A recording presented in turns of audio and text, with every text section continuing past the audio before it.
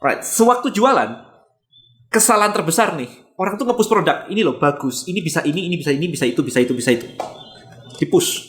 Okay, that's the biggest mistake ever.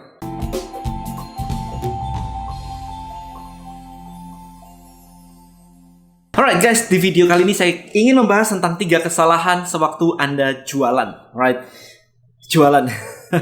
Kemarin saya barusan posting di Instagram saya bilang bahwa mikirin brand atau jadi reseller. Kalau Anda belum bisa jualan, gak usah mikirin brand. Punya brand sendiri terus gak bisa jualan, sama aja bohong ya. Saya punya brand sendiri by the way, saya punya Bonels. Dan saya punya Bonels ini setelah, saya punya Bonels di tahun 2018.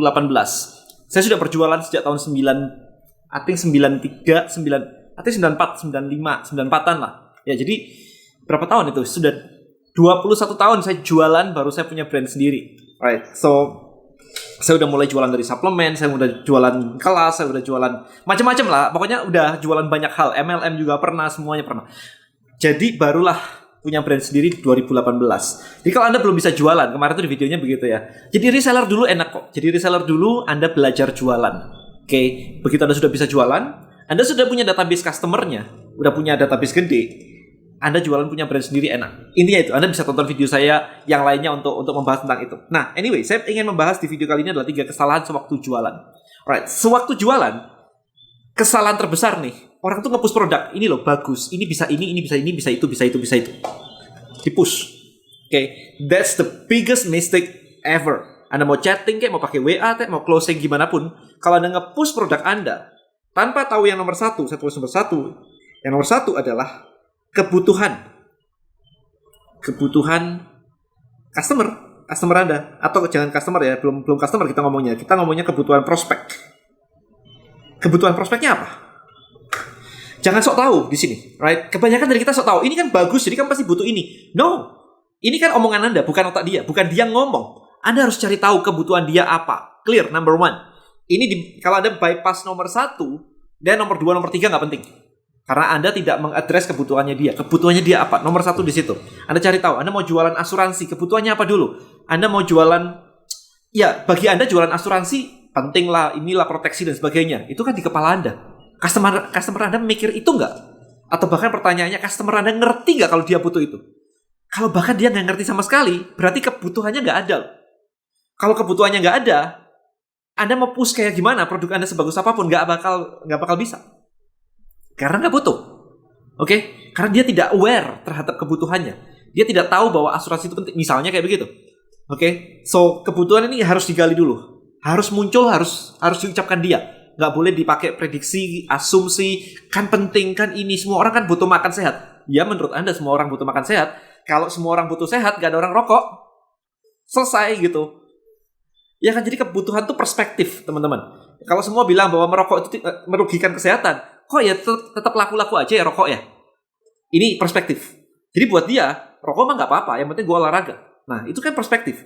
Buat Anda mungkin olahraga penting, tapi merokok enggak gitu. So, Anda harus tahu nih, bahwa kebutuhan bukan di otak Anda sebagai penjual, tapi di otak si market terhadap lingkungan kehidupannya dia, kebutuhannya apa. Jadi ini Anda harus cari tahu. Digali. Bahkan kalau perlu, Anda menawarkan produk, kemudian dia mendebat ini, itu, Anda stop dulu. Oke, stop. Lu butuhnya apa sih? Balikin kayak gitu. Kamu sebenarnya nyari apa sih? Itu dulu, ambil dulu. Dia harus jawab. Kalau dia nggak bisa menjawab, Anda harus menggali. Ya, jadi ini ilmunya jadi lebih dalam nih, digali gitu. Kayak, kondisinya apa? Habis itu ditawarkan, kalau kayak gini lu mau nggak? Kalau bisa menurunkan berat badan lebih cepat, lu mau nggak? Emang bisa ya? Dia baru sadar. Bisa kalau memang lu mau gitu. Kebutuhannya baru muncul. Kalau bisa nggak pakai obat-obatan, nggak pakai obat kimia, bisa nyembuhin batuk pilek, mau nggak? Emang ada? Ada. Dia baru nyadar, itu kebutuhannya baru muncul. Jadi ini kebutuhan belum muncul, jadi kebutuhan muncul. Kalau Anda langsung sodorin ini, dia nggak ada kebutuhan kok. Pilek ya kasih obat aja selesai. Ya kan? Jadi memunculkan kebutuhan nomor 1. Nomor 2, apakah begitu kebutuhannya muncul dia langsung beli? Enggak juga ternyata. Step 2 adalah objection. Jadi handling objection handling. Begitu Anda tahu kebutuhannya, Anda sodorin ini, pak gitu. Dia langsung ambil nggak? Kalau dia tidak langsung ambil, berarti di kepala dia ada objection, apapun itu. Harganya lah, ininya lah, objection, anything lah. Nggak percaya sama produknya lah, Saya bahkan menyebutnya adalah false belief ya. Nggak percaya sama dirinya lah. Nih, gue ajarin ya digital marketing bla bla bla bla. Tapi kan saya cuma seorang satpam. Tapi kan saya seorang ibu rumah tangga. Tapi kan saya gaptek. Tapi kan saya cuma lulusan SD. Tapi kan saya sibuk. Banyak banget men. Itu objection. Nah, objection apa? Ini Anda harus gali lagi. Jadi makanya penting banget ya. Penjualan atau jualan tidak tentang produknya. Produknya ada, belum tentu laku kok. Kalau Anda nyari produk saat ini, Anda bilang, Dan saya nggak bisa jualan karena apa? Karena saya nggak punya produk. That's bullshit. Nih, jual nih. Saya kasih nih. Jual nih, Bonels nih. Bisa nggak? Nggak ada urusan. Kalau produk, Anda tinggal daftar ke Bonels, kemudian bonels.id, kemudian bilang mau jadi reseller, Anda udah langsung punya produk. Itu bukan masalah. 5 menit selesai. Yang menjadi masalah adalah Anda bisa jualan nggak? Ya, jadi kebutuhannya udah digali, kemudian begitu dia ditawarin, kok masih nolak? Berarti ini ada objection handling. Ini harus digali. Apa saja yang membuat dia ini? Saya pikir-pikir dulu. Itu alasan untuk tidak menyebutkan ini. Saya mau nanya suami. Itu alasan supaya... Nah ini tadi. Jadi ketika Anda dikasih alasan, kalau Anda berhenti dan tidak mengejar, Anda nggak dapat apa-apa. Zero. Ini bukan ngomongin tentang jualan ya. Ini tentang menggali objection. Begitu dia bilang saya pikir-pikir dulu dan Anda bilang, Oke, nanti kabarin lagi ya. Anda kalah. Karena itu sebenarnya objection yang tidak diucapkan. Maybe, gini, saya pikir-pikir dulu ya. Apa sih yang kamu pikirin? Let me know. Maybe I can help. Karena saya sudah menangani, saya sudah membantu ribuan klien, ribuan orang, ribuan customer, ribuan prospek, just like you. Dan semua ngomong pikir-pikir dulu. Tetapi ternyata kondisinya adalah yang dipikirkan dia nggak bener. Why? Karena kamu kan belum ngerti tentang ini. Gimana caranya kamu bisa memikir-mikir dulu sementara kamu nggak tahu produknya? Jadi kalau kamu memberitahu saya apa yang menjadi pemikiranmu, saya bisa jawab langsung saat ini juga. Nggak beli nggak apa-apa. Langsung digituin. Jadi nggak ada pressure. Nggak beli nggak apa-apa. Tapi but at least saya bisa ngebantuin pemikiranmu. Karena at least saya sudah ngebantu ratusan orang. Bantuin mereka mikir semua. Ada sih yang beli banyak gitu. Tapi ada juga yang nggak beli karena memang nggak cocok. Nggak apa-apa, I'm fine. Saya cuma pengen bantu. So no pressure di situ. Jadi Anda tidak memberikan penekanan bahwa nge-push. Remember, ketika objection muncul, dan Anda nge-push, orang akan back defense dia. Itu kondisinya. Makanya sering gagal orang jualan adalah ketika objection muncul gak digali tapi di-push. Apalagi sampai bilang, bantulah saya lah, ini penjualan pertama saya lah, saya baru ini. Siapa lu gitu mau dibantuin? Ya keluarga sendiri gak dibantuin, apalagi bantuin orang asing gitu. Right? Jadi Anda harus gali. Jadi ketika pikir-pikir dulu Anda tanya, pikir-pikirnya apa? Jangan sok tahu ya, apakah harga? Apakah ini kemahalan? Jangan sok tahu. Karena bisa aja dia mikir yang lain, tapi Anda bilang, jangan-jangan ini kemahalan ya? Dia jadi punya tambahan objection. Oh, oke. Saya tadi mikir ini. Sekarang mahal juga nih. Dia jadi punya peluru.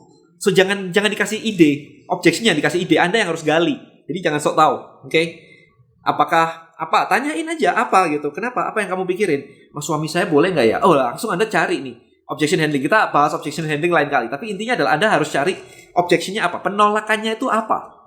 Habis itu Anda siapin solusinya. Karena kalau Anda jualan satu barang yang sama ke ratusan orang, objeksinya sama. Objeksinya sama, udah.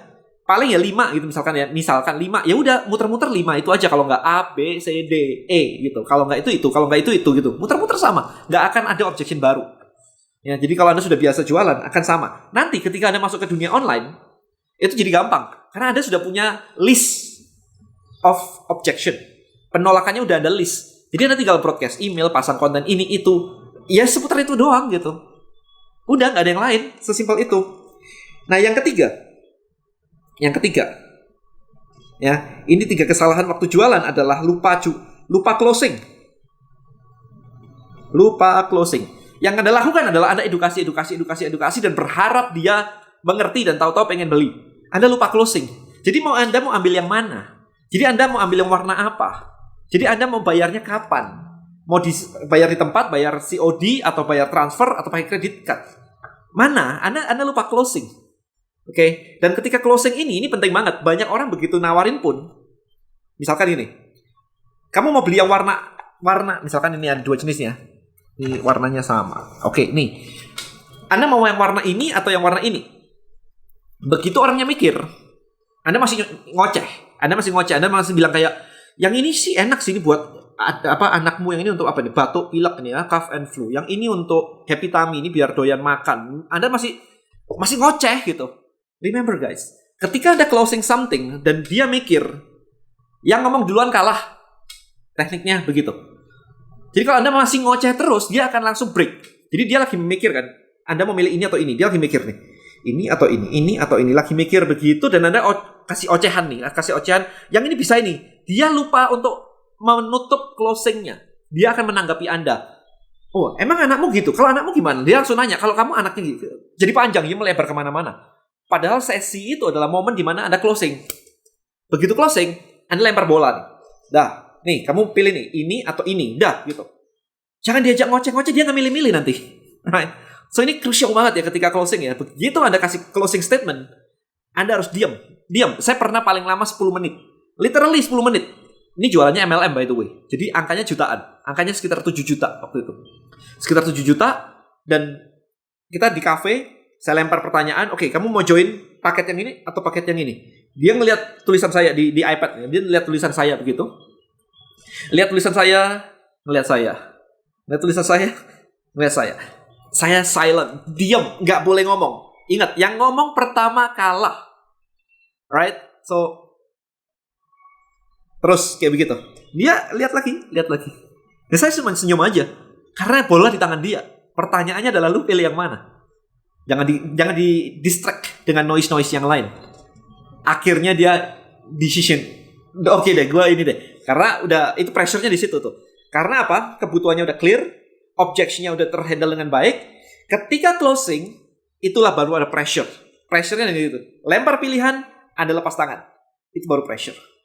Oke, karena dia udah gak ada objection, semua udah selesai semua. Remember, so that's the 3 step, right? So hopefully video ini memberikan wawasan pada Anda ada 3 step yang biasanya orang-orang itu salah ngelakuinnya, oke? Kebutuhannya nggak jelas, objection nggak dihandling, dan lupa closing. 3 urutan ini penting, jangan dibalik-balik ya.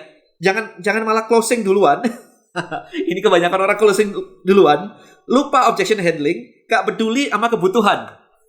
Yang penting apa kebutuhannya? Barang saya laku. Wah ini parah banget. Ada yang sampai dan bikin trap di Tribelio gimana caranya? Saya nanya, emang goalmu apa sih bikin trap di Tribelio? Ya supaya barang saya laku.